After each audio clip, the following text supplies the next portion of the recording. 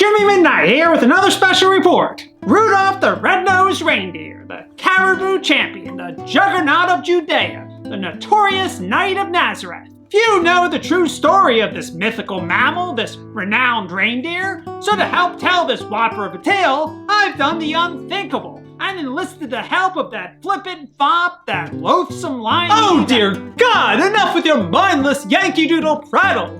Yes, I am Oliver Gerald, your guide to the finer things in life, including mythical animals who transport an obese man in red robes. A long time ago, a young reindeer began experiencing persistent fatigue, shortness of breath, and unexplained weight loss. When his reindeer kin finally convinced Rudolph James, or Rudolph for short, to see a doctor, he was diagnosed with stage 4 lymphoma. The North Pole healthcare system is worse than America's, so Rudolph couldn't afford treatment. Instead, doctors recommended an experimental remedy involving gamma radiation. As a result of the treatment, Rudolph lost 90% of his body hair, and once the gamma rays impacted his nasal cavities, it turned them a nice, healthy candy apple red. Now, the other reindeer used to laugh and call him names, but it wasn't because of his cancerous nasal growth. You see, the experimental gamma treatment also made Rudolph incontinent. So he'd regularly be pissing and his little reindeer heart out. Oh, and Santa didn't put him at the front of the pack so he could light the way.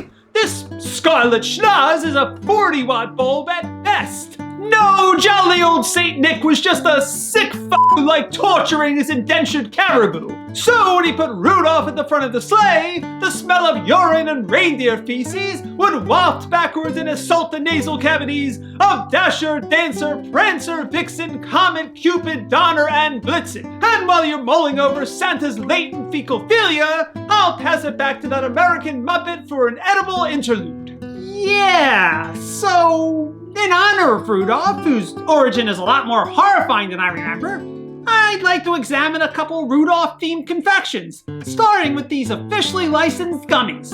And speaking of which, you might think Rudolph is a public institution alongside jolly old Saint Nick and Jesus, but the rights to the reindeer with the maroon muzzle are actually held by the Rudolph Company for the story, and Pearson PLC for publication and reprint rights. About as holly jolly as a tax audit. So the Rudolph gummies from Flicks Candy come in green apple Santa, strawberry Rudolph, and blue raspberry Sasquatch. And while the sculpts aren't quite as detailed as on the package, Rudolph looks like a cross between a rocking horse and Gorbachev's forehead.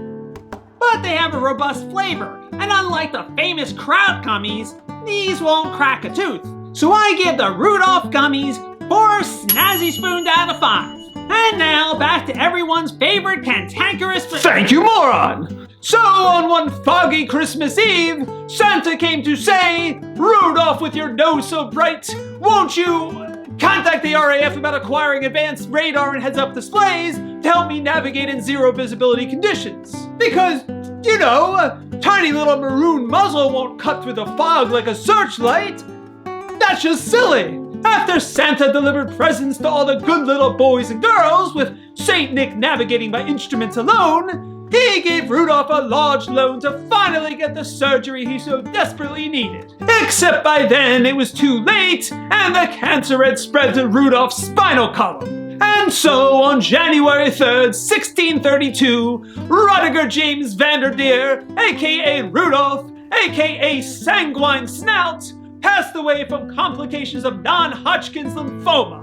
And he's lived on in folklore and popular entertainment, though most films leave out the part about Rudolph himself and the cancerous lymph nodes. With that, I'd like to thank my agent for booking me this thankless gig, and I pass it back to Edward Murrow. And thank you, Oliver, for that nightmare fuel.